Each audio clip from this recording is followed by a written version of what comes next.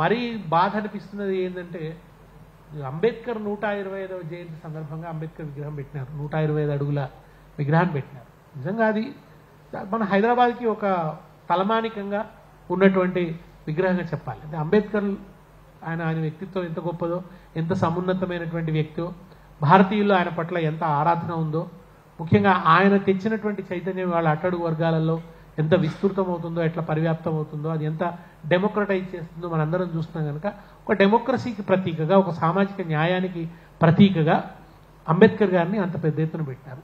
ప్రభుత్వాలు వస్తుంటాయి, విగ్రహాలు పెడుతుంటాయి. కానీ ఒక ప్రభుత్వం పెట్టిన విగ్రహాన్ని తర్వాత వచ్చినటువంటి ప్రభుత్వం పూర్తిగా నిరాదరణ, అది అంబేద్కర్ లాంటి విగ్రహాలు పూర్తిగా నిరాదరణ చేయటం, దాన్ని అసలు పట్టించుకోకపోవడం ఇవాళ ఎంత విషాదం అంటే దూర ప్రాంతాల నుంచి సందర్శకులు అంబేద్కర్ చూడడానికి వస్తున్నారు. వస్తే తాళం తీస్తలేదు, ఆ గేట్ తాళం తీస్తలేదు. వాళ్ళు బయట నుంచి చూసి అసంతృప్తితో వెళ్ళిపోతున్నారు. తర్వాత అంబేద్కర్ చుట్టూ చెత్తా చెదారం పెరుగుతున్నది, దాన్ని తీసిన వాళ్ళు లేడు.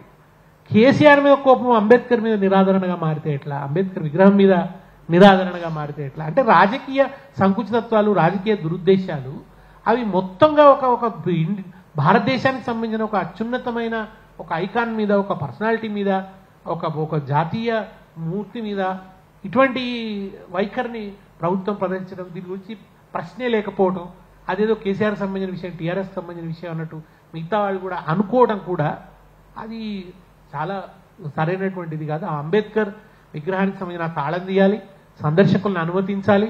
అంతేకాకుండా అక్కడ ఒక గ్యాలరీ ఉంది, ఒక హాల్ ఉంది ఆ అంబేద్కర్ విగ్రహంతో పాటు, దాన్ని వినియోగంలోకి తేవాలి.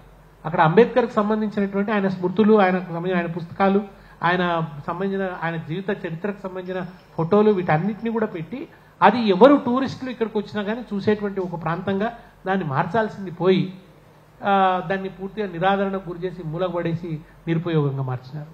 తర్వాత మీకు అమరజ్యోతి ఉంది, అది అమరవీరుల స్మృతిలో నిర్మించినటువంటిది. అది నిర్మించిన తర్వాత నిజానికి గత ప్రభుత్వం తొందరగా నిర్ణయం తీసుకోలేదు. దాంట్లో చరిత్రకు సంబంధించిన, అమరులకు సంబంధించిన సింబల్స్ అన్నింటినీ కూడా చేయవలసి ఉంది. అది చేద్దామనుకునేలోపు సరే ఈలోపు ప్రభుత్వం పోయింది. ఇప్పుడు వచ్చిన ప్రభుత్వానికి గొప్ప అవకాశం వచ్చింది. ఆ దాంట్లో కూడా గొప్ప హాల్ ఉంది. ఆ అమరజ్యోతిలో కూడా ఒక మంచి హాల్ ఉంది, ఒక రవీంద్ర భారతి అంత పెద్ద హాల్ ఉంది. అది ఆ హాల్లో సభలు జరిగితే ఎక్కడ జరుగుతున్నాయి సభలు అంటే అమరుల స్మృతి మందిరంలో జరుగుతున్నాయి, అమరజ్యోతిలో జరుగుతున్నాయి అని చెప్పి రోజు అమరులు మన నోళ్లలో నానుతారు. దాన్ని కూడా తాళం వేసి ఇబ్బంది పెట్టినారు, దాన్ని అసలు తెరవనే తెరుస్తలేదు. దాంట్లో కూడా ఒక కమిటీ వేయచ్చు, వాళ్ళు మీకు ఇష్టమైన వ్యక్తులతోనే వేయండి, మీకు నచ్చిన వాళ్ళతోనే వేయండి. ఒక కమిటీ వేసి దాంట్లో తెలంగాణ చరిత్ర ప్రతిబింబించే విధంగా, అక్కడికి ఎవరైనా ఒక టూరిస్ట్ వస్తే అక్కడికి పోయి దాన్ని చూస్తే తెలంగాణ చరిత్ర తెలియజేసే విధంగా, తెలంగాణ మహోన్నతులైన మూర్తులు, వైతాళికులు వాళ్ళు తెలిసే విధంగా, తెలంగాణ అమరులు వాళ్ళు చేసిన త్యాగం ఆ వివరాలన్నీ తెలిసే విధంగా ఎగ్జిబిషన్ కనుక దాంట్లో పెడితే అది వినియోగంలోకి వస్తుంది.